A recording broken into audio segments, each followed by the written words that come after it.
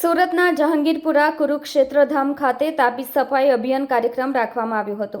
અધિક માસમાં ઘણા શ્રદ્ધાળુ તાપીમાં સ્નાન કરવા આવતા હોય છે, ત્યારે તાપી ઘાટ સ્વચ્છ અને સુંદર રહે તે ઉદ્દેશ્ય સાથે કુરુક્ષેત્ર ટ્રસ્ટ, પૂજ્ય મોટા હરિઓમ ટ્રસ્ટ, તાપી નામા સુભ્ય ટ્રસ્ટ તેમજ અન્ય સામાજિક સંસ્થાઓ દ્વારા મોટી સંખ્યામાં એકત્ર થઈને સફાઈ અભિયાનમાં જોડાયા હતા।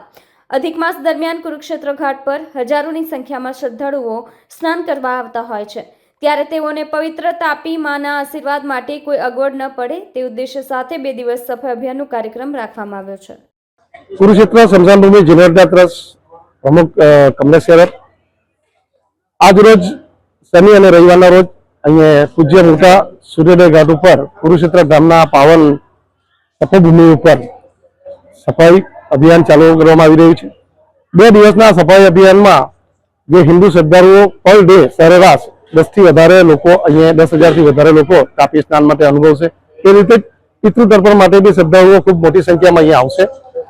આ શ્રદ્ધાળુઓ અને તાપી સ્નાનના શ્રદ્ધાળુઓ માટેની એક સારી દિવ્યતા અનુભવ મા તાપીના પવિત્રતા જગાય તે માટેનું આ સફાઈ અભિયાનનું કામ હાથ ધરવામાં આવ્યું છે।